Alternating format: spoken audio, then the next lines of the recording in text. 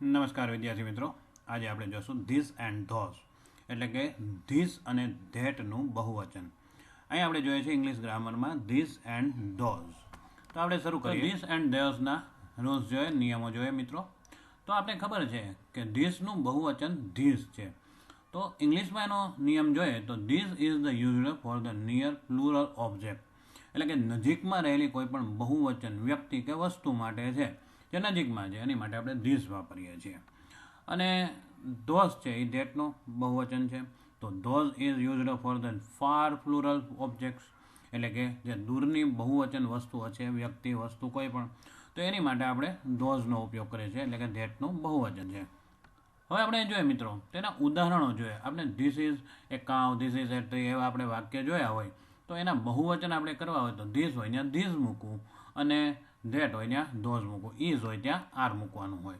હવે આપણે ઉદાહરણો જોઈએ તો ધીઝ આર એપલ્સ. તો આ બહુવચન વાક્ય થાય છે કે આ સફરજન છે, એટલે કે એક કરતાં વધારે સફરજન છે. ધોઝ આર સ્ટાર્સ, તે તારાઓ છે. ત્યાર પછી આપણે જોઈએ તો these are the my friends, તેઓ મારા મિત્રો છે, એક સાથે ઘણા બધા. તો these are my friends. Those are your bags, તે તારા બેગ છે, મીન્સ કે તારા થેલાઓ છે. એને આપણે વાક્યોનો ઉપયોગમાં લઈએ મિત્રો. તો પહેલું વાક્ય છે ધીસ પેન્સિલ્સ આર ન્યૂ, આ પેન્સિલો છે નવી છે.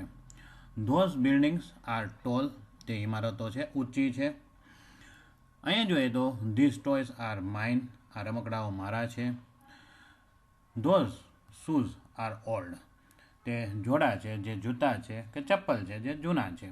તો અહીંયા આપણે જોઈએ છે કે બહુવચનમાં ધીસનું બહુવચન ધીસ થાય અને ધેટનું બહુવચન ધોઝ. તો આપણે જોઈએ બંને વચ્ચે ફરક શું છે, ધીઝ એન્ડ ધોઝ વચ્ચે. What is the difference between the these and those? તો બંને વચ્ચેનો ફરક આપણે મિત્રો ખબર છે કે ધીસ છે એ નજીકની વસ્તુઓ જે બહુવચનમાં છે તેની માટે આપણે ધીસ વાપરીએ છીએ, અને દૂરની બહુવચનની વસ્તુઓ છે તેની માટે આપણે ધોઝ લેતા હોઈએ છીએ. તો આ વિડીયો છે એ જોઈ તમે પ્રેક્ટિસ કરજો મિત્રો. ધીસના વાક્ય છે ધીઝમાં ફેરવજો, ધેટના ધોઝમાં ફેરવજો, એટલે કે બહુવચનની અંદર ચેન્જીસ કરશો તો તમને ખૂબ મજા આવશે. વિડીયો ગમે તો લાઈક કરજો, શેર કરજો અને સબસ્ક્રાઈબ કરવાનું ભૂલતા નહીં મિત્રો. Thank you. ખૂબ